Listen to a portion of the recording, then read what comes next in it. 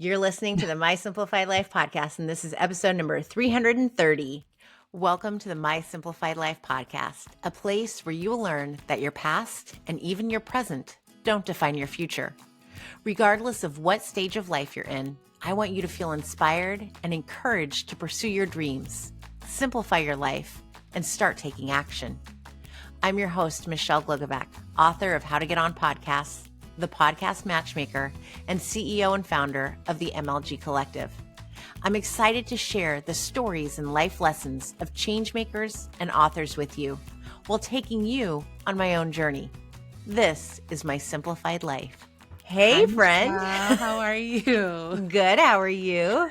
Tired. Oh. I'm tired. My voice still sounds like this. How many months has this been? But Since probably the beginning. yeah, I've been coughing still every night. Every night. It's not getting better. So Well, I kind of like the voice, so I'm yeah, good. it's my new persona, my new podcast persona, I guess. I love it. I love it. Your sexy voice podcast. Yeah. Yeah. So feedback on our Read the Damn Book series is that Yes. people like it and it's resonating. I love that. I love that So so much. I love that we're going to keep going on it. Yes. Because y'all need to read the damn book. Yes. Which I think, yes. And I think that's something we're going to talk about in the next couple episodes. It's just about which books do you feel pressure to read? Should you feel, at what point is it necessary to read the book? It's also okay to put down a book that you're not enjoying. Yeah. But in a professional sphere, if you say you've read it, you need to have read it. Yes. Absolutely. Yes. Yeah. Let's talk about being able to have conversations about Yes. books that you've read. Yes. Because our friend, and I'm going to say Yes. our friend, because although she's not my friend, I've seen her in person, so that's Yes. going to make her my friend. I love it. Poor Ali Hazelwood just I got know. slammed. And I didn't even, it was one of those things where the message had already, or the comment was already gone. Yeah. But it didn't take long for me to go, wait, what happened? And Yeah. piece it all together. So did you see what happened? No, I missed it. But I gathered that she said something about, there was something in the conversation at the LA Times Festival of Books about her being Team Gale. Okay, And yes. then- So I was there for that. Yeah, I didn't did know you that this hear- is what they were referencing. Yes. Okay. And apparently people freaked out on her. I have no idea. I am very strongly Team PETA. However, I do not understand why people would care what team she's on or why that would be. I'm torn because I would have loved to have seen some of the comments people left because I'm having a hard time wrapping my brain around bullying someone for a very non-essential opinion, Yeah. Who cares if she's Team Gale, Team P? Who cares? It's a preference thing. Why, it doesn't affect her books. Like and so that's what I don't understand is I would have loved to have seen what people said because apparently it was like this, like people just laid into her.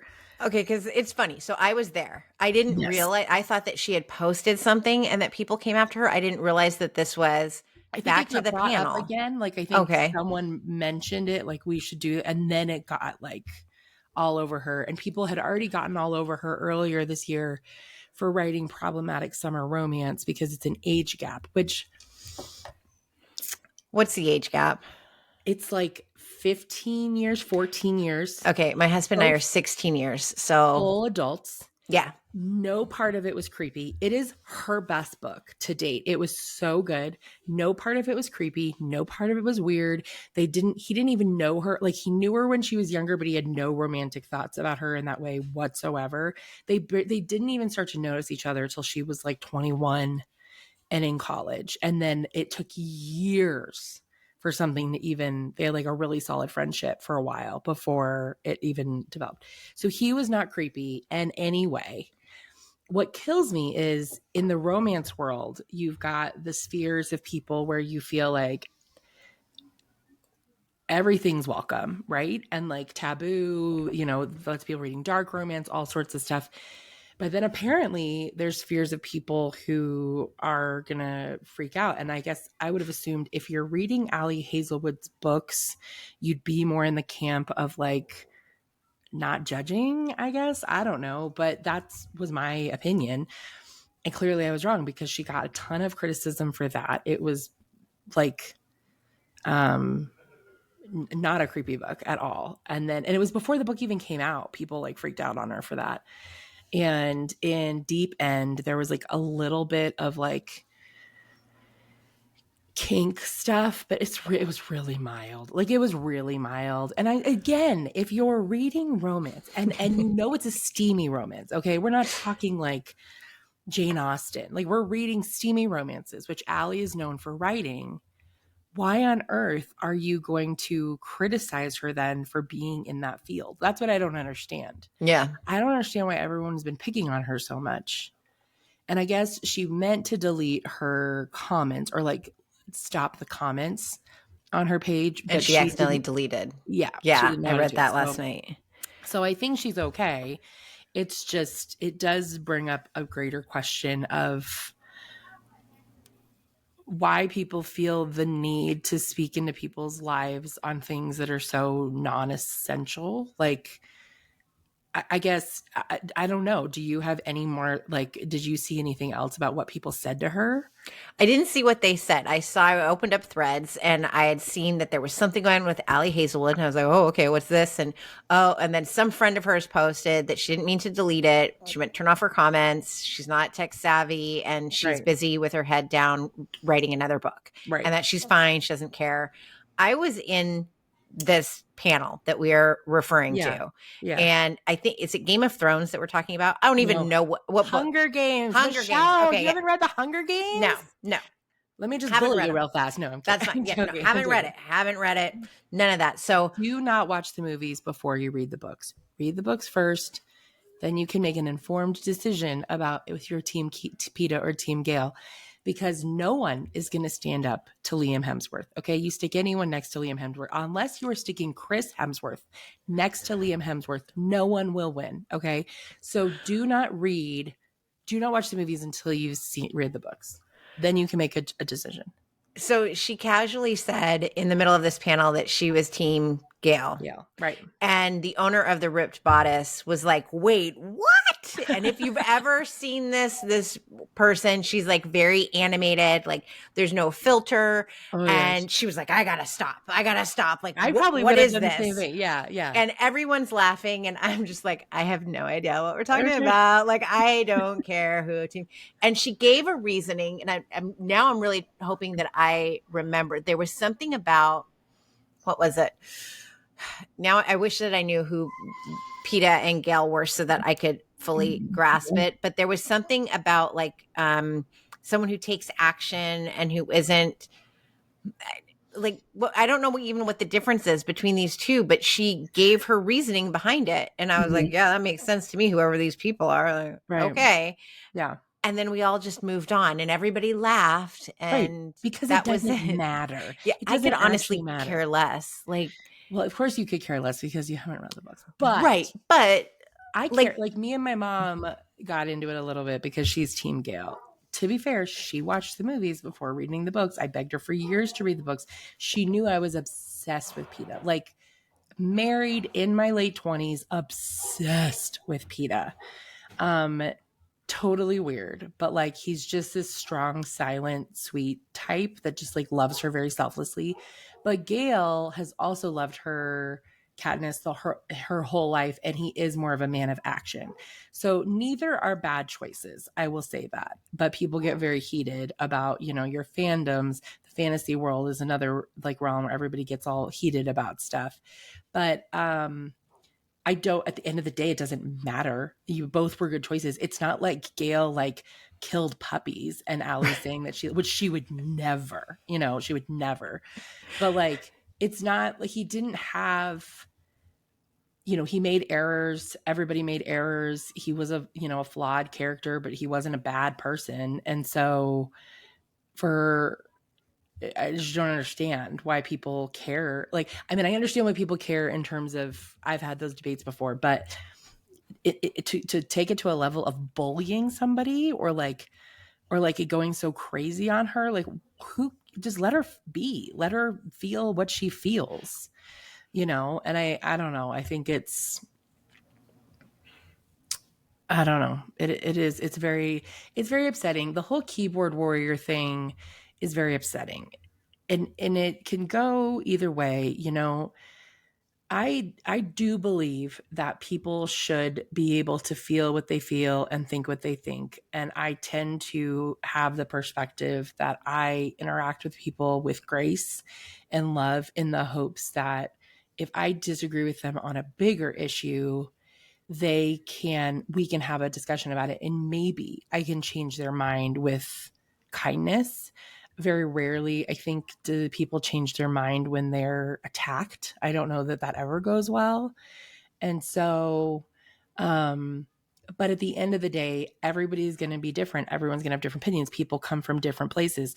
My way of fighting for a better world in which we are all more united is by recommending books that I think open people's eyes to empathy, open people's eyes to the bigger sphere, open people's eyes, because I came from such a conservative, privileged background. I know what the thought process is. And so my heart is to be like, hey, read this book, see what this person says, that kind of things. Because those are the bigger issues, and how we're voting. And I think everyone should be able to express how they feel. But obviously there are views and opinions that can cause damage, genuine damage in the world, versus Team Peter and Team Gail is not one of them. Right. So why did we take it? I just don't know that online bullying is ever okay. And I think if someone makes an error where they have harmed somebody by the way they speak or what they did, I think genuinely approaching them and saying, hey, this was harmful because A, B, C, D. I think they're much more likely to respond to that than if they're just bullied. Berated. Yeah. Berated. Like, because people go from 0 to you should kill yourself. Like, people go crazy. And it's so damaging and it's so toxic, because at the end of the day, we have to remember everybody is a human being. Now, I think we all have levels of understanding for certain human beings over other human beings. Like, if we see, I don't have a lot of patience for Donald Trump. I'll just, I will be honest, I'll say that, right? Like, he's a good example of someone that I'm not going to try to really engage in discussion with. Not that I'd have the opportunity, but I don't really want to, because I just disagree with a lot of just who he is. However, when it's somebody that you think is like just doing the best they can in life, or maybe came from a situation where they were more sheltered or they didn't have exposure to other viewpoints, approaching them with kindness and love, I think goes a really long way. And being like, hey, I get where you're coming from with that, because that's what but let me give you this perspective. What if this was your life? Or what if this was happening to you? How would you feel then? Anyway, that's genuinely how I kind of feel about approaching people with things. Basically how I teach my children. Imagine if it was you. Imagine that happening to you. How do you feel now? How do you feel now? Like, that, I think, is the number one rule to having empathy for other people. And that, I think, applies to every aspect of the internet. So how would you feel if you were this author who you posted a really random, inconsequential opinion about something and everyone decided to bully you? She's not bulletproof. She's a human being. Yeah. And I think people think, oh, you have this big following, you have this, you're a bestseller, you're really successful. I must be able to throw more on her. And Ali Hazelwood, I will say, I've only, spent time with her once. She was like the most warm, down to earth, kind human being. And she's hilarious. I mean, we did like a red flag, green flag game where at the thing we were at, where, it's like she'd say something like, is this a red flag in a relationship? And she would always do the opposite of what I know she thought. And then I would just like hit my flag against hers. And I was like, she's lying. She wrote a werewolf book, So anyway, but all that to say, she's so funny and down to earth and kind. And at the end of the day, she is a human being. So let's treat people like human beings. And I get that this can be brought into a much bigger discussion, you know, Yeah. politically, and and And I just in general, like it doesn't even have to be politically. I posted something last night about the war that we're seeing in the Middle East and yes, how we really need to be compassionate and empathetic for the citizens. Like, yes, like I don't wish anybody to die because of no, where they were no, born. And yet, I've gotten comments that I have either blocked or hidden so nobody else sees them right, saying, oh no, people are rejoicing and you need to recognize that. And oh, you must live in a place where there's no war. So obviously you would think that you need to be compassionate and empathetic. What's happening to society? yeah, exactly, I do not understand it. And it is this keyboard warrior nonsense. And it's people who think that they can just spew whatever they want to right, online, whether we're talking politics, we're talking war, we're talking, I mean, I've had people in my DMs that I won't even repeat it because if my hmm, kids heard, they would be completely mortified, like yeah, shocked and disgusted. And yet I'm not posting anything that's like right, controversial per se. right, And we're talking about a series of books that hmm, turned into movies. YA books, no less. I It, mean, they're not. It's not even like, like, let's get a grip, people. Are yeah, you upset over something else? Are yeah, you, or maybe there's a disconnect that you thought that maybe you and Ali were friends and you agreed on things. And then you find out that no, she has a preference for cheddar cheese and not blue cheese. And you're like, right, oh my God, I'm not like her. Like, right, what is this really about? Because I feel like if you need to take the time to bash an author who's obviously written books that you love, and that's why you follow her, because she's a fictional book yeah, character preference of one over the other, yeah, then there's something bigger going on with you as hmm, an individual. agreed, absolutely agreed, agreed. I think there's no need for that. Let me clarify my YA books, no less comment just real fast because I was not trying to insult the YA genre. I love the YA genre. I'm just saying that they are written for arguably, now everybody loves like the Hunger Games, so I don't think it's specifically geared only toward YA, but that's the age of the characters at the time. Like they were older teens, um, in their teens anyway. What I'm trying to say is arguably they are one of the groups in society that have the largest emotions. And if they can handle it and read these books, and they're not meant to be, I don't know that Suzanne Collins wrote these to be this like great unifier of, it's like, yeah, you can be Team Gale, you could be Team PETA. Like it's part of the intrigue of the book. It's meant for enjoyment. It's meant for enjoyment and to help you escape. That's the point. It's not, you're not reading this like doctoral tome on like, science. It's something that really matters to humanity, or, I mean, again, I keep saying the wrong thing. I believe books matter to humanity, but you and I mean, it's not the cure for cancer, Yeah, right? no, Like it should it's be a entertaining. book of enjoyment Mm-hmm. about teens trying to survive in a world where they have to fight it out to the death. And that is should be what it is, right? Like let's leave it there. And why do we spend so much energy on just piling on top of people? And the problem that I also have is, again, if you have a problem with the way someone does something or the thing someone says, because people will inevitably hurt you, people will inevitably make mistakes, people come from all walks of life and will inevitably not see yours sometimes, right? They won't always understand. Mm-hmm. Then approach them in a way that you can communicate your point. What I struggle with is when people who have no relation to the subject whatsoever decide to also pile on because it's like, this is what we're doing now. Oh, we're attacking this person today. And that really bothers me. I'm like, let's stop and think. Did you have a personal connection to this? Were you the one hurt by this? Is this something that like you personally need to discuss with this human being? Or are you just jumping on the bandwagon because it makes you feel like you're performatively righteous or something? I don't know. It's very, very, very upsetting. I think that the progress we have made in just even alerting the world to the issues with racism and privilege have been really important since 2020. The issue I don't love is the cancel culture. At one little wrong sneeze, people freak out and then they pile on. I just think before you decide to approach somebody or be frustrated or upset at somebody, think about the issue first. Make sure you're fully on board.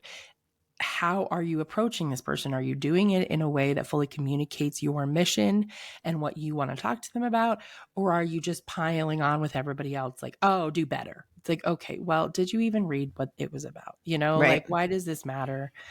And I just think people feel because we've gotten so disconnected, everything being online, people do forget that there's a human being on the other side of that, right? And at the end of the day, who cares what Ali Hazelwood thinks about PETA or Gail? Obviously, I am Team PETA, but I still love Ali Hazelwood with all my heart. It doesn't affect my enjoyment of her books in any way. I love her books. So she can think what she wants. She writes amazing books. And I'm just excited that I happen to have been there firsthand, to have yes, you witnessed were what there for apparently that. caused a big, massive As quite outrage. good kerfuffle. It did. And yet I had no idea that it would come to this. Like, that's hilarious to me that I was in this room and thought no big deal of it. And now it's some viral. Well, because it should have been a no big deal. Right. It should have been no big deal. It should have been something. The way that the owner of the Rip Bodice responded, it was like the perfect response for that moment. Like, wait, what? And then they joke about it. Yeah. And then it's done. Right. It doesn't need to be an ongoing thing. And I think whoever started it by making a comment about it the other day was doing it in jest, like, oh, we should have this, because it's not something you would think people would freak out about. Like, it's like, who cares? I don't know. I wish that more energy and time of those who freak out about something like that were spent on the actual issues that we need to be freaked out on.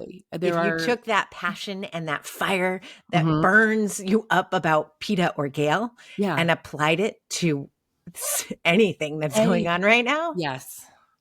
Maybe it wouldn't be going on right now. Exactly. I completely agree. It needs to be a bigger, yeah. It's not, I hate to say it's just books because you know how I feel about books. They're important. Right. But again, they are not the difference between life and death for a child in Palestine right now, right? Like, that's not the issue, so there's just so many bigger issues. Yes. I always remind my kids, especially when we look at movies and like we'll walk away and my daughter's like, oh my gosh, like, could this happen? I go, no, it's fiction. It's fiction. Like, don't take it for what you think it is. It's fiction. Somebody made this up. So yes, while books can move us and do move us and teach us and all of that, there's also that element of, we're talking about teenagers who are fighting it to the death. Exactly. It is fiction. Exactly. So hello, everybody. Let's get back to reality. And I'm probably going to get canceled by all of those Hunger Game lovers of like, what did she just say? Right now, yeah. I'm getting canceled. It's just fiction. Like, how could I? But let's have just decent conversations, people, and just treat people with respect. There are big issues out there. There are terrible people out there. Like I have said, there are people I don't even want to engage in a kind conversation with because I do not like who they are as a human being. You don't need to waste your breath or energy. Yes, exactly. So there are big issues. There are awful people. There are people out in the world doing awful things. Let's focus on that and save the keyboard worrying for issues that really do make a difference. And again, books change lives. They save lives. They're really important. But remember, the important part about that scenario is that Ali Hazelwood is a human being. Peter and Gail, not so real. Okay. Ali, real human being. So let's put a perspective, in here and think about, okay, if you decide, oh, I don't agree with her feelings on the Hunger Games, so I'm not going to read any more of her books. Great. Good for you. You have the right to do that. And I support you. Go forth and read a different book. Exactly. But let's not act like the world is burning down. Yeah, And, over the Hunger Games, like over the Hunger, which it is. I would like to state for the record, a very, very good series, and you should read it. But it is not more important than the welfare of a very dear human being. Yeah. Or, the bigger issues that are going on in the world today. No. I love that we just spent 25 minutes talking about Ali Hazelwood, and we did not intend for this to whole be episode all about her, but we're going to dedicate this to her. We're going to tag her. We're going to dedicate this episode to Ali Hazelwood. I'll probably make her incredibly uncomfortable because I don't think she likes people talking about how wonderful she is, but I'm going to go ahead and say she is the most wonderful and just down to earth. And if you have not read Problematic Summer Romance, you need to. It's so good. Read I'm Not going in to. Love I will. first. Not in Love is one of her books, and then there are characters from Not in Love that go into Problematic Summer Romance. Okay. So Not in Love first, then Problematic Summer Romance. She gets better with every book. I mean, she just writes so well. I love her books so much. They're absolutely perfect. I will say what was alarming about Problematic Summer Romance is I discovered what the flag of Sicily looks like. And it is so terrifying. Oh, did you know? Let me look it up. I will have to Google it. I'm going to Google it right now. I know this now. Because I'm sure that I've seen it, but like it doesn't just pop into my head no. Oh yes, I know it. But it did make you want to go to Sicily. She's Italian, Ali's Italian. And yes. And I did not know that either. So going into that thing, I'm like, oh, she's got an accent. Oh, she's not even American. Oh, okay. So that's the thing. Yes. That's it. It's yellow and red. Anyway, so that's a little alarming, but Sicily sounds amazing. And the book is fantastic. And she writes strong women who know who they are and men who respect them, but are also like kind of alpha. She just writes great characters and wonderful steamy romances. So this episode is dedicated to Ali. And go pick up a book of hers to read. Like I now have to add to my stack. Women in STEM, and it's not that I haven't read them, but I have purchased them because I did that for my stepdaughter. So we own the books somewhere.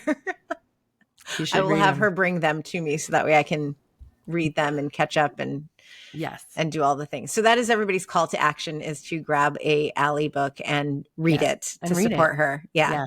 Yes. Supports. She brings to light women in STEM. I mean, she is a little literal genius. And she writes books. I mean, she's like a neuroscientist. It's just crazy. It's amazing. I love it. She is a national treasure, and we will protect her at all costs. And nor do we care how she feels about Peter or Gail. I love this. Okay, until next week, and we'll talk about something other than Ali. We will talk about reading books. I think we will. Yeah. More than just Ali Hazelwood. We promise. But if you only read Ali Hazelwood, at least you're reading. You're not in bad shape, okay? No. Because you'll learn a lot about women in STEM and all sorts of wonderful things.